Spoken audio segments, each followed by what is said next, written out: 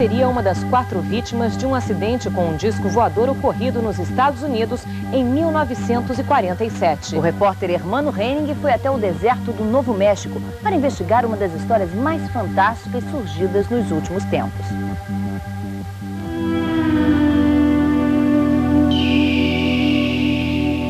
As cidades no sudeste do estado do Novo México, perto da fronteira com o Texas, quase todas têm nomes latinos. Ruidoso, Álamo Gordo, Santa Rosa. Roswell é uma exceção. Durante a Segunda Guerra era um ponto importante no mapa dos Estados Unidos. Aqui estavam estacionados os aviões bombardeiros B-29, como Enola Gay, que despejou a bomba atômica em Hiroshima. Na base aérea de Roswell eram também treinados pilotos da Força Aérea Americana que iam lutar na Europa. Okay, this is the new hospital. O pai de Ralph Hike era um dos instrutores da base. Ele era ainda muito pequeno para entender o que estava acontecendo. Mas durante toda a sua infância e adolescência, foi perseguido por uma dúvida muito forte e uma vontade enorme de saber o que de fato aconteceu naqueles misteriosos dias de julho. Meu pai provavelmente sabia a resposta, diz ele, mas estava proibido de tocar nesse assunto, segredo militar. O pai de Ralph, o Major Hike, morreu em 88. Roswell, terra de índios e cowboys no oeste dos Estados Unidos. A cidade tem hoje 50 mil habitantes. Mas pouco mais de 10 mil pessoas viviam aqui em 1947. Na noite de 4 de julho daquele ano, alguma coisa extraordinária aconteceu nesta cidade. É um mistério que permanece até hoje. No centro da cidade de Roswell há sinais como este. São indicações para o tráfego por causa das obras nas ruas. Nas placas aparece sempre um disco voador, um ET simpático. A cidade tem 2 museus. São fotos, bonecos, exemplares dos jornais da época e até a reconstituição, com muita liberdade, é claro, do desastre que teria ocorrido aqui com um disco voador. Isso mesmo, Roswell reivindica o privilégio de ser a primeira cidade no planeta a testemunhar que discos voadores existem. Tanto existem que parte de um deles teria caído aqui, nesta fazenda, pertinho do centro da cidade.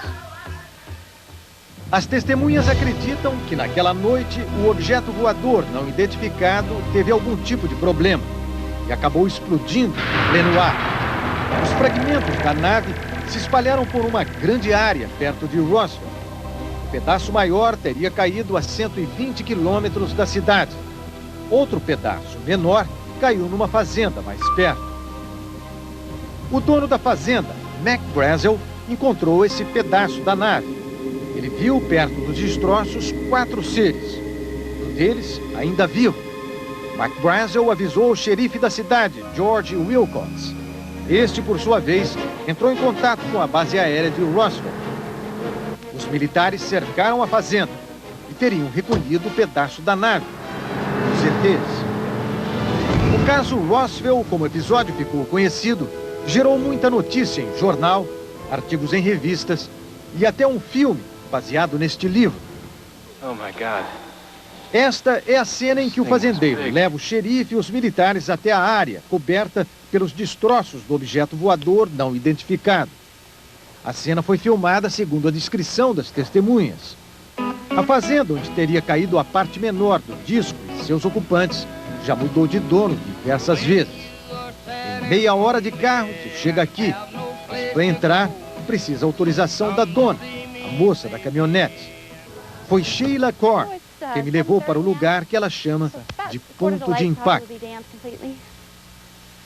Este aqui é o lugar onde muita gente acredita caíram os destroços do disco voador. Exatamente aqui onde eu estou. E ali estão 2 marcas. Uma delas seria o lugar onde um dos ocupantes do disco foi encontrado sem vida. Um outro foi encontrado neste outro ponto, segundo Sheila Korn. O terceiro, ela explica, estava com metade do corpo para dentro e outra metade para fora da nave. Os destroços do objeto voador foram levados para um hangar. Era um hangar P-3, o maior da base aérea de Roswell. Ralph Hike, o filho do antigo instrutor da escola de pilotos, me apresentou ao hangar P3. Ele está em pé até hoje. Ele explica que os destroços ficaram um tempo no hangar e foram transferidos para a base aérea de Carsville, no Texas. Depois para a base de Ray Patterson, em Ohio. Daí para frente, ninguém sabe mais o que aconteceu com o que sobrou do objeto, que Ralph diz ter certeza. Era um flying saucer, um disco voador. Mas e os ETs, os ocupantes do disco? Foram recolhidos no hospital da base aérea, diz Ralph Hike. Só que o hospital não existe mais.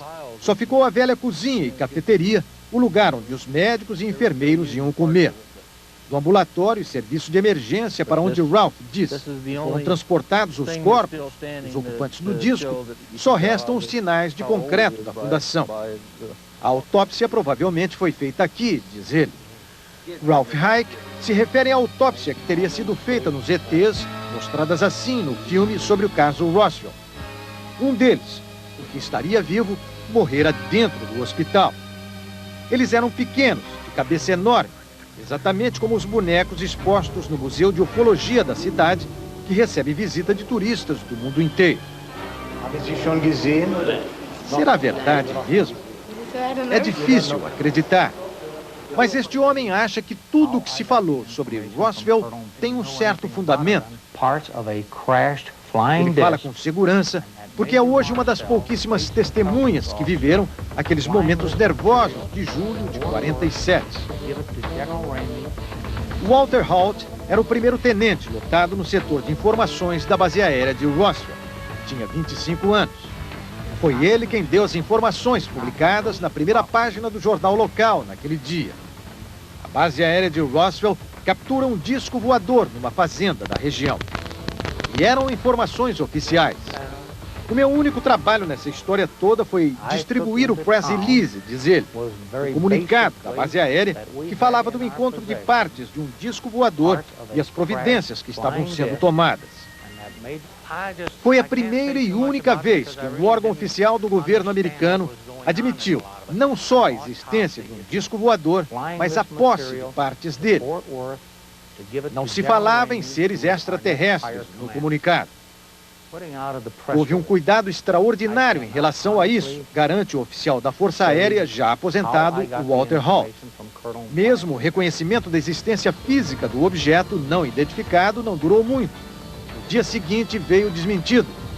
Não se tratava de um disco voador, era simplesmente um balão meteorológico. Esta cena do filme mostra o Major Marcel sendo obrigado a desmentir a primeira versão da história e mostrar aquele que seria um pedaço do balão. Marcel nunca mais tocou no assunto e morreu em 1980. Mas o filho dele, que tinha 11 anos na época, diz que se lembra bem do que viu. Não era um balão, diz hoje o médico Jesse Marcel Jr. Era de um metal brilhante, fosforescente, voltava à forma antiga quando amassado e não adiantava cortá-lo. Não era um balão, garante também o ex-tenente Walter Halt. Os fazendeiros na época estavam cansados de recolher esses balões que caíam nas suas propriedades. Mas por que o governo teria se empenhado tanto em esconder o caso Roswell?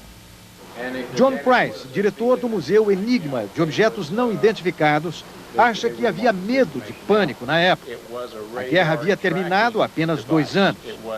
Muitos anos depois, o governo americano mudou a versão do balão atmosférico, afirmando que se tratava de um aparelho de detecção de radar, acoplado no balão, um equipamento de espionagem da União Soviética. Eles confessaram que mentiram da primeira vez. E quem garante que não estão mentindo agora também? O mistério de Roswell está longe de ser desvendado. O governo americano diz que discos voadores não existem e parou de realizar investigações nesta área em 1969.